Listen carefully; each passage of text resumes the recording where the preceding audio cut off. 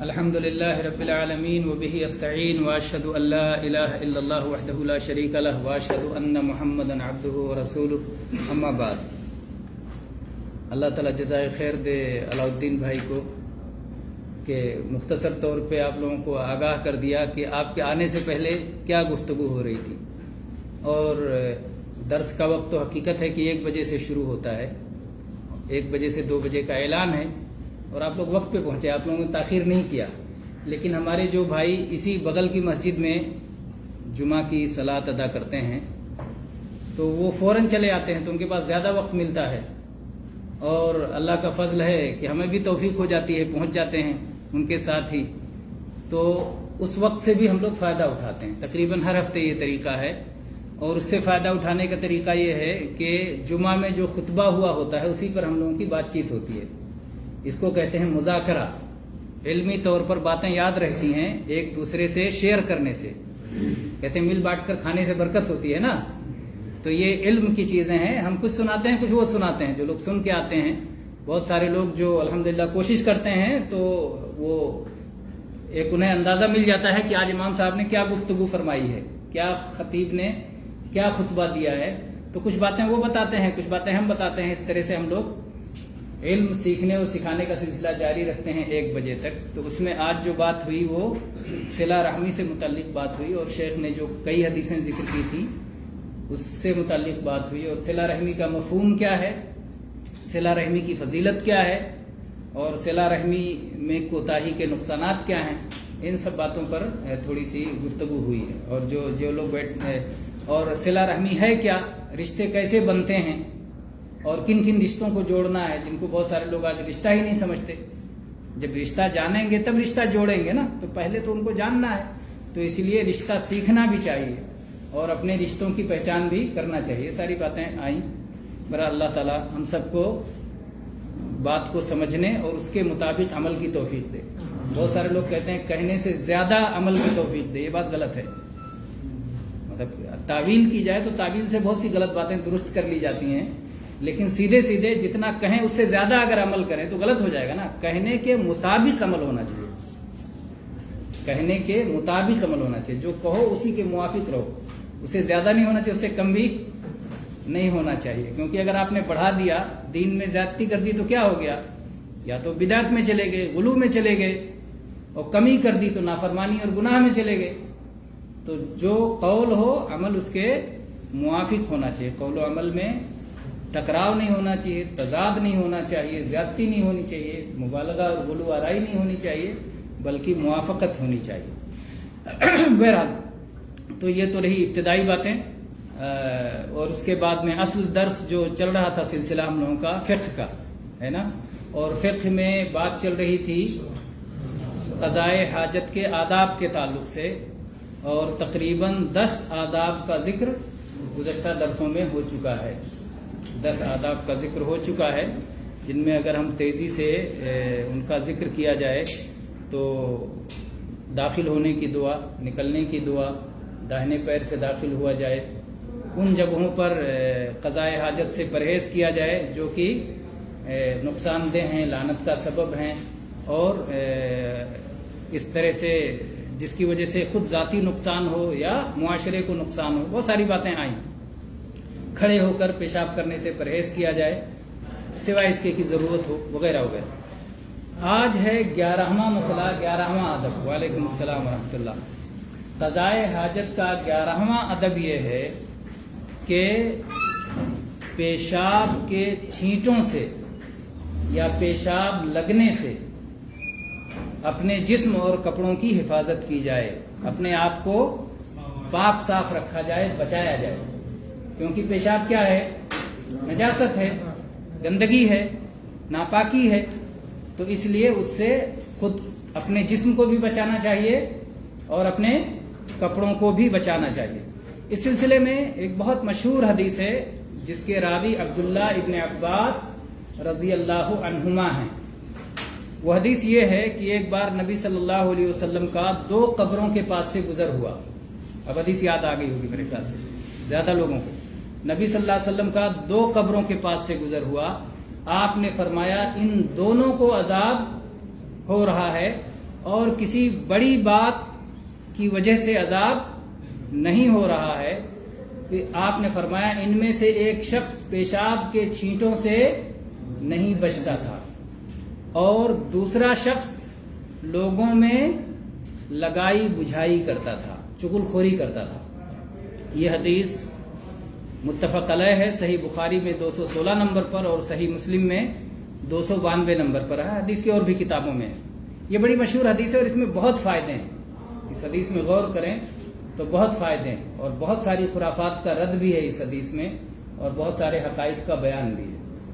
نبی کریم صلی اللہ علیہ وسلم قبر کے پاس سے گزرے، کبھی کبھی قبرستان کی زیارت کرنا سنت ہے، قبرستان کی زیارت کرنا سنت ہے۔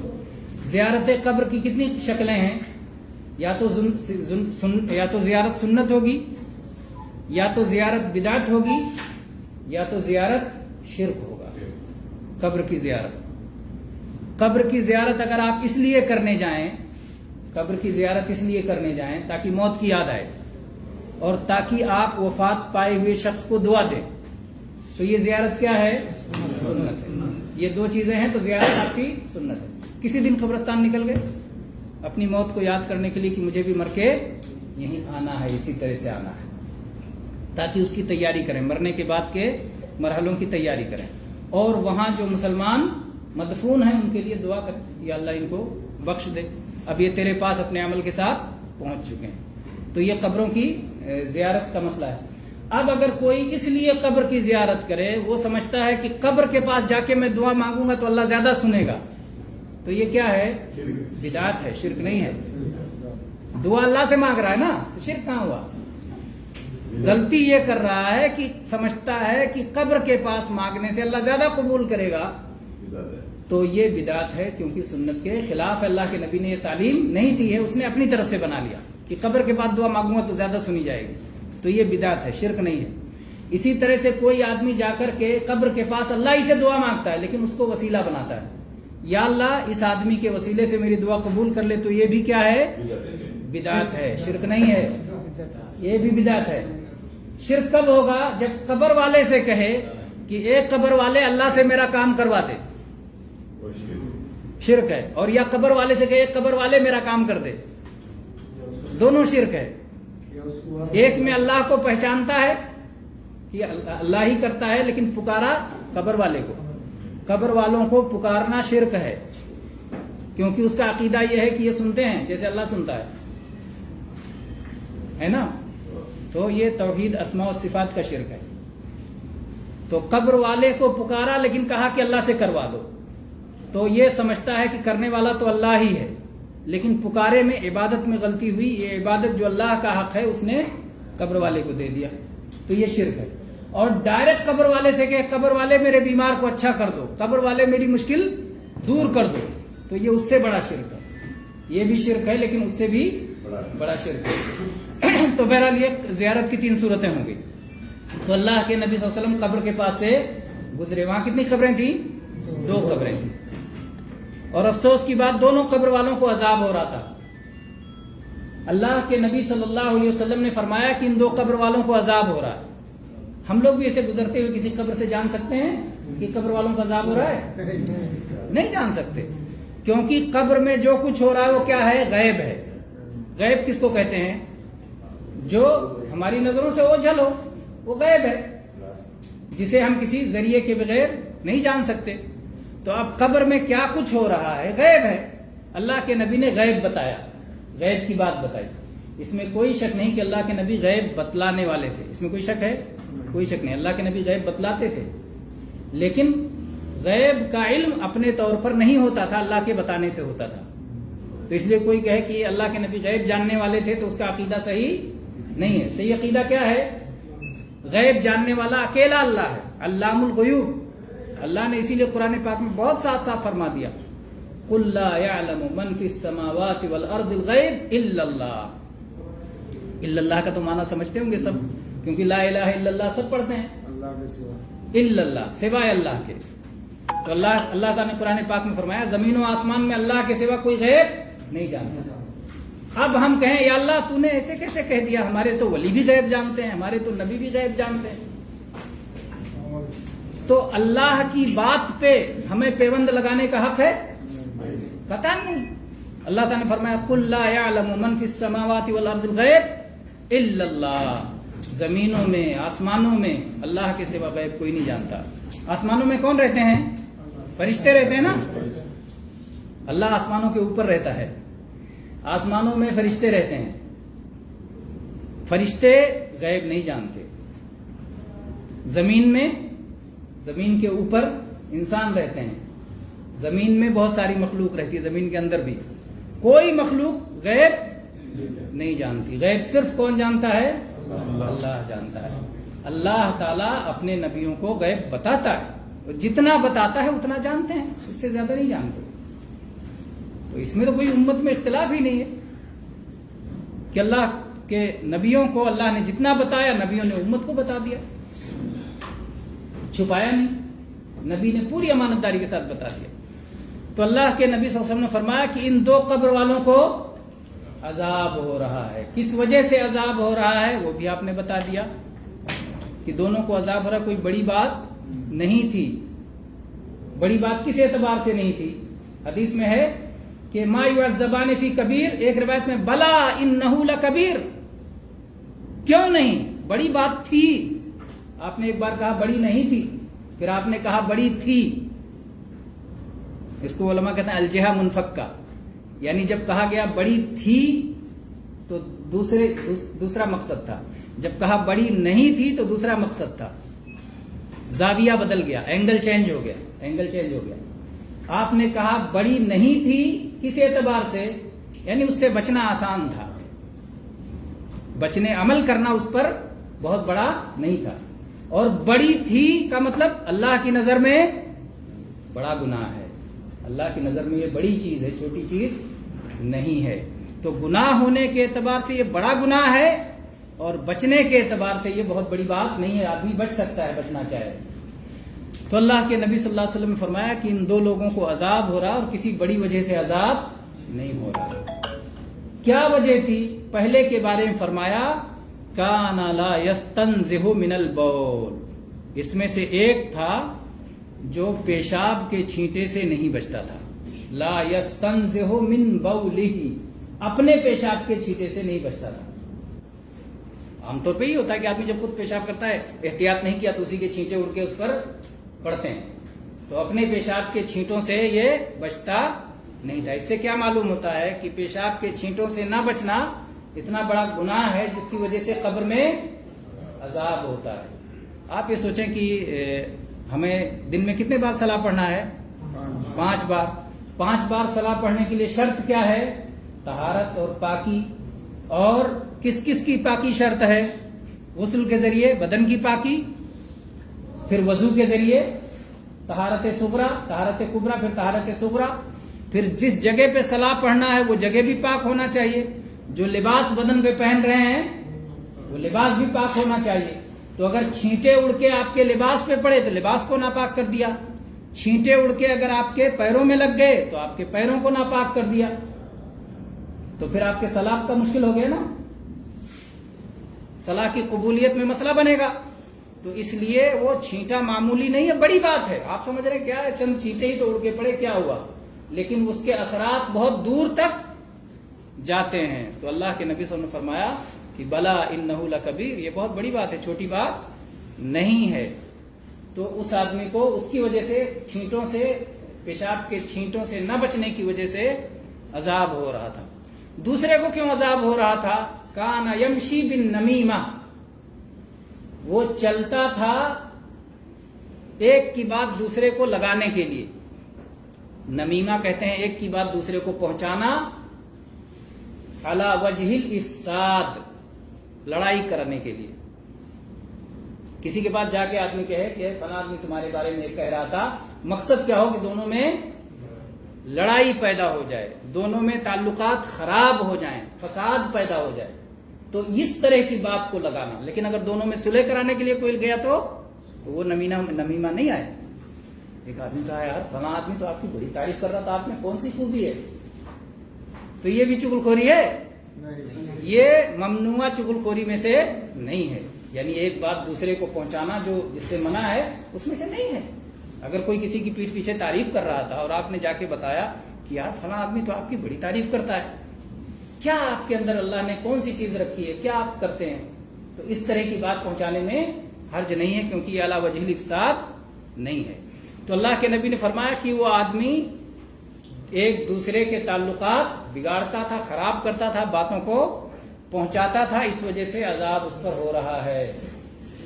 کانا یمشی بن نمیمہ, چغلخوری کرتا تھا. دوسری حدیث میں صاف صاف آیا ہے لا يدخل الجنت نمام, چغلخور آدمی جنت میں نہیں جائے گا. تو یہ بھی بڑی گناہ کبیرہ میں سے. نبی صلی اللہ علیہ وسلم نے اپنے صحابہ کرام کو یہ باتیں بتائیں. کس لیے بتائیں؟ تاکہ وہ اپنی اصلاح کر لیں اور امت کو پھر پہنچا دیں آگے, پھر امت کے لوگ بھی اپنی اصلاح کر لیں اور عذاب قبر سے اگر بچنا چاہتے ہیں تو پیشاب کے چھینٹوں سے بھی بچیں اور چغلخوری سے بھی بچیں تاکہ عذاب قبر سے محفوظ ہو جائیں. اللہ کے نبی صلی اللہ علیہ وسلم بڑے مہربان تھے. اب ان قبر والوں پر آپ کو شفقت اور رحمت آ گئی. اللہ کے نبی صلی اللہ علیہ وسلم نے کیا کیا, وہیں پر کھجور کی ایک ٹہنی لی اور اس کو 2 حصوں میں چیرا. فشقھا نصفین, 2 حصوں میں چیرا اور ایک حصہ ایک قبر پہ نصب کر دیا, گاڑ دیا, دوسرا حصہ دوسرے قبر پہ نصب کر دیا. اور اس کے بعد میں کیا ہوا, آپ نے فرمایا کہ مجھے اللہ تعالیٰ سے امید ہے کہ جب تک یہ دونوں ٹہنیاں خشک نہیں ہوتی ہیں تب تک ان کا عذاب ہلکا رہے گا. جب تک یہ خشک نہیں ہو جاتی ہیں تب تک ان کا عذاب ہلکا رہے گا. اب اس سے کچھ لوگوں نے کیا نکالا, کہا کہ قبر کے اوپر پھول پتی ڈال دو, کیونکہ نبی صلی اللہ علیہ وسلم نے بھی تو ہری بھری ٹہنی ڈال دی, تو اس سے پھول پتی ڈالنے کا ثبوت ملتا ہے؟ بھائی نبی صلی اللہ علیہ وسلم نے جو کیا وہی کرو, اور جس وجہ سے کیا اس وجہ سے کرو. تو پھول پتی کہاں ڈالتے ہیں, گنہگاروں کے قبروں پہ یا بزرگوں کی قبروں پہ؟ ایک غلطی تو یہ ہو گئی, قیاس میں گڑبڑ ہوا. دوسرے یہ کہ نبی صلی اللہ علیہ وسلم نے ٹہنی ڈالی تھی, شاخ ڈالی تھی, پتے والی شاخ, اور آپ پھول پتے ڈالتے ہیں. پھول تو نہیں ڈالا تھا, کہ کھجور میں پھول ہی نہیں ہوتا ہے. کھجور میں بھی پھول ہوتا ہے شاید, مزرعہ سے ہوتا ہے. اچھا, تو پھول نہیں ڈالا آپ نے, پتی ڈالی, اور پتی کے بدلے آپ نے پھول ڈال رہے ہیں. تو یہ نبی صلی اللہ علیہ وسلم کے طریقے کو اپنانا ہوا کہ نبی صلی اللہ علیہ وسلم کے طریقے کی خلاف ورزی ہوئی اور منمانی ہوئی ہے؟ یہ منمانی. تو یہ کئی حساب سے منمانی ہے. اس حدیث کو اگر کوئی دلیل بناتا ہے بزرگوں کی قبروں پر پھول چڑھانے کے لیے تو یہ حدیث دلیل نہیں ہے. یہ حدیث دلیل نہیں ہے. یہ ایک خاص واقعہ ہے, خاص موقع پر ہے, خاص مقصد کے تحت ہے, اور اس کے بعد اس کو اور کسی پر لاگو نہیں کیا جا سکتا. کیونکہ اب نہ ہم کو پتا ہوگا کسی قبر والے کے بارے میں مخصوص طور پہ کہ عذاب ہو رہا ہے, اور نہ ہی ہم یہ کہہ سکتے ہیں کہ ٹہنی رکھنے کی وجہ سے عذاب کم ہو جائے گا. ہم نہیں کہہ سکتے, کیسے دعویٰ کر سکتے؟ اور اپنے مردوں کے بارے میں ہم کو یہ بدگمانی بھی نہیں ہونی چاہیے کہ اس کو عذاب ہی ہوگا. ہو سکتا ہے مرنے سے پہلے اس نے توبہ کر لیا, اللہ تعالیٰ عذاب سے اسے محفوظ کرے. پہلے سے کوئی سوچ کے رکھیں کہ بڑا گنہگار تھا, عذاب ہو رہا, بلا ٹہنی ڈال دیں. نہیں نہیں, اپنے مسلمان مردوں کے بارے میں اچھا گمان رکھنا چاہیے, بدگمانی نہیں کرنی چاہیے. اور پھر اس کے بعد میں اگر یہی بات ہوتی تو صحابہ کرام بھی اپنے مردوں کے قبروں پہ بار بار شاخیں ڈالتے, لیکن صحابہ کرام نے بھی اس میں پیروی نہیں کی. اس سے معلوم ہوتا ہے کہ یہ مسئلہ نبی صلی اللہ علیہ وسلم کے ساتھ مخصوص تھا. پھر اس میں جو علت نکالی گئی, وجہ کچھ لوگوں نے نکالا, اور یہ وجہ یہ بتائی, کہا کہ آپ صلی اللہ علیہ وسلم نے ہری ٹہنی لگا دی, اس کا مقصد یہ تھا کہ جب تک یہ ہری رہے گی, ہری ٹہنی اللہ کا ذکر کرتی رہے گی, اللہ کے ذکر کی وجہ سے عذاب میں تخفیف ہو جائے گی. یہ علت نکالی. یہ اللہ کے نبی نے نہیں بتایا کہ میں ہری اس لیے لگا رہا ہوں کہ ٹہنی ذکر کرے گی تو عذاب کم ہو جائے گا. یہ علماء نے نکالا, کچھ لوگوں نے یہ علت نکالی کہ جب تک ہری رہے گی تو اگر یہی مقصد تھا تو ٹہنی کو چیر کر کے لگانے سے تو ٹہنی جلدی سوکھ جائے گی، تو پھر پوری کھڑی لگانا چاہیے تھا نا، تاکہ دیر تک ہری رہے اور دیر تک عذاب کم ہو۔ تو اللہ کے نبی نے چیر کے کیوں لگایا کہ جلدی ہی سوکھ جائے؟ چیر کے لگاؤ تو جلدی سوکھ جائے گی نا۔ اس سے معلوم ہوتا ہے کہ یہ علت بھی صحیح نہیں ہے۔ دوسری وجہ، اس وجہ سے بھی یہ بات غلط معلوم ہوتی ہے، کیونکہ یہ کہنا کہ ہری ٹہنی اللہ کا ذکر کرتی ہے، یہ بات بھی صحیح نہیں ہے۔ ہری ٹہنی بھی اللہ کا ذکر کرتی ہے اور سوکھی ٹہنی بھی اللہ کا ذکر کرتی ہے۔ کیا دلیل ہے؟ کیا دلیل ہے کہ سب ذکر کرتی ہے؟ اللہ تعالیٰ کی آیت قرآن پاک میں اللہ تعالیٰ نے فرمایا وَإِن مِّن شَيْءٍ إِلَّا يُسَبِّحُ بِحَمْدِهِ، دنیا کی کوئی چیز ایسی نہیں ہے جو اللہ کی تسبیح نہ کرتی ہو۔ تو کوئی چیز میں ہری ٹہنی بھی ہے اور سوکھی ٹہنی بھی ہے، تو ہری ٹہنی بھی اللہ کی تسبیح کرتی ہے اور سوکھی ٹہنی بھی اللہ کی تسبیح، کیونکہ ہر چیز اللہ کی تسبیح کرتی ہے۔ یہ میز لکڑی کا میز ہے نا، یہ میز بھی تسبیح کرتا ہے اللہ کی، تو سوکھی ٹہنی ہو گئی نا یہ، اور اس کا درخت ہری شاخ سے جو ہے کٹی، اور اس کا مثال جو ہے وہ ممبر رسول سے تھا۔ نبی صلی اللہ علیہ وسلم کے ممبر جس پر آپ کھڑے ہو کر کے خطبہ دیتے تھے، جزاک اللہ خیر، کہ اس ممبر سے جب اللہ کے نبی ہٹ گئے تو ممبر اپنی بدقسمتی پہ رونے لگا، اللہ کے نبی نے اس کو چپکایا، وہ تو آپ کا اعجاز تھا۔ لیکن اس سے معلوم ہوتا ہے کہ سوکھ جانے کی وجہ سے جو ہے اللہ نے جو تسبیح کی بات بتائی ہے وہ ختم نہیں ہوتی، اس سے بھی ایک اشارہ ملتا ہے۔ تو بہرحال تمام چیزیں، دنیا کی تمام چیزیں، چاہے وہ ہری ہوں چاہے سوکھی ہوں، سب کے سب تسبیح کرتی ہیں۔ اس لیے جن لوگوں نے یہ علت نکالا، حقیقت یہ ہے کہ علت نکالنے میں ان سے غلطی ہو گئی۔ پھر کیا علت ہو سکتی ہے؟ دوسرے محدثین نے ذکر کیا ہے کہ اللہ کے نبی صلی اللہ علیہ وسلم نے جب ان دو قبر والوں کے لیے اللہ سے سفارش کی، اللہ سے سفارش کی کہ اللہ یہ دو ایمان والے بندے ہیں، کیونکہ اگر کفر ہوتا تو پھر یہ کہنے کی ضرورت نہیں تھی کہ پیشاب کے چیٹے سے عذاب ہو رہا ہے۔ وہ کافر نہیں تھے، وہ کون تھے؟ مسلمان تھے، صاحب ایمان تھے، تو اس وجہ سے کفر کی بات یہاں نہیں ہے، مسلمان تھے۔ اللہ کے نبی صلی اللہ علیہ وسلم نے اللہ سے دعا کی، یا اللہ ان کا عذاب ہٹا لے۔ اللہ تعالیٰ نے کہا کہ ہمیشہ کے لیے نہیں ہٹایا جائے گا۔ آپ کو یہ علامت دی جاتی ہے، آپ ایک ٹہنی لیجئے، اس کو دو حصے میں کاٹیے اور دونوں پہ لگا دیجئے۔ آپ کی سفارش کی وجہ سے جب تک یہ ٹہنی خشک نہیں ہوگی تب تک ہم ہٹا دیں گے۔ آپ کی سفارش کو ہم اس صورت میں قبول کر رہے ہیں، ایک حد لگا کے کہ اتنی سفارش قبول ہے، اتنے کے لیے قبول ہے۔ اور اس کی دلیل کیا ہے کہ سفارش اللہ کے نبی کریں گے، اللہ تعالیٰ حد کے مطابق سنے گا۔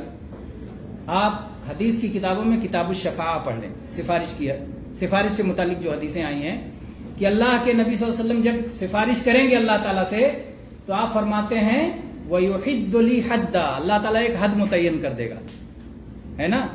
کہیں گے کہ جاؤ جہنم میں، ٹھیک ہے، جہنم میں جو لوگ جہنم میں ہیں، چلے گئے ہیں، ان کو نکال لاؤ۔